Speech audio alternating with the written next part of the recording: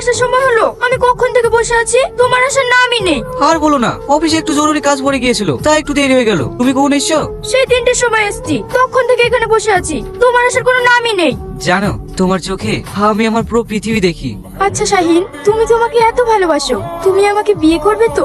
অবশ্যই করব, কেন করব না। কিন্তু তোমরা এত বড় লোক, তোমার আব্বু মামাদের সম্পর্ক মেনে নেবে তো? ও নিয়ে তুমি চিন্তা করো না, আমার আব্বু আমাকে খুব ভালোবাসে, ওরা আমাদের সম্পর্ক অবশ্যই মেনে নেবে। কিন্তু আমার খুব ভয় হয় জানো। কিসের ভয়? আমরা যদি কোনোদিন এক না হতে পারি। ধর পাগলি, কি সব বলতে বল চিন্তা করছো?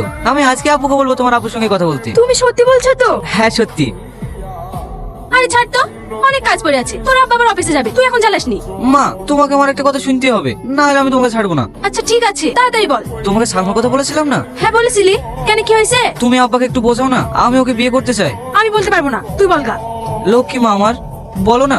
আমি সালমাকে ছাড়া বাঁচবো না, আমি ওকে কথা দিয়েছি, আমি ওকেই বিয়ে করব। আচ্ছা ঠিক আছে, তুই ঘরে যা, আমি দেখছি। কি গো, আজ তুমি অফিসে যাবে না? হ্যাঁ যাবো। কেন, কিছু বলছো নাকি? হ্যাঁ, তোমার সাথে একটা জরুরি কথা বলার ছিল। কি জরুরি কথা? বাবু একটা মেয়েকে পছন্দ করেছে, ও ওকে নাকি ভালোবাসে, বিয়ে করতে চাইছে। কে সে মেয়েটা? মেয়েটার নাম সালমা, শোভানগরের বাড়ি। ওর বাবা কি করে? ওই গ্রামে গ্রামে চিঠি দিতে বেড়ায় না, ওর মেয়ে। ওই পিয়ন মহিমের মেয়ের সঙ্গে আমার ছেলের বিয়ে কখনো সম্ভব না।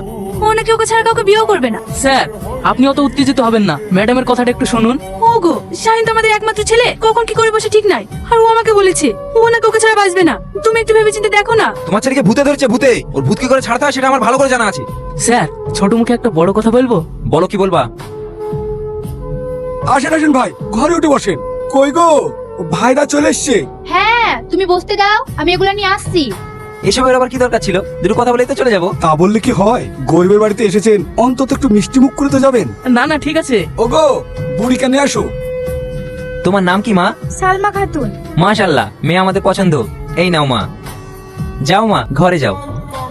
তো ভাই, মেয়ে তো আমাদের পছন্দ, আর স্যারের তেমন কিছু দাবিও নাই। 5 ভরি মতন সোনা আর লাখ 5 টাকা, আর স্যারের স্ট্যাটাস বজায় রাখতে যেটা লাগে আর কি। তুমি চুপ করো। আপনারা একটু মানি চুনি নেবেন, আপনাদের কথাই হলো। দিনটা যদি আচ্ছা ঠিক আছে, ওটা ফোনে জানিয়ে দেবো। তাহলে এখন উঠি? ও গো, তুমি তো এই বিয়েতে রাজি হয়ে গেলা, এতগুলা টাকা কোথায় বাবা বলো দিদি? ওলে তোমাকে চিন্তা করতে হবে না, ও একটু জমি আছে না, ওটা বেচেই না হয়। না আব্বা, ওই জমিটুকু বিক্রি করে দিলে তুমি তো একেবারে নিঃস্ব হয়ে যাবে। তোর সুখের জন্য আমি সবকিছু করতে রাজি রে মা। ওখানে তোর বিয়ে হলে তুই অনেক সুখী হবি রে মা। তোমাকে নিঃস্ব করে এমন সুখের আমার কোনো দরকার নেই আব্বা। হ্যালো, সালমার আব্বা জমি বিক্রি করে এক্ষুনি টাকা নিয়ে গেল। তোরা সব রেডি তো?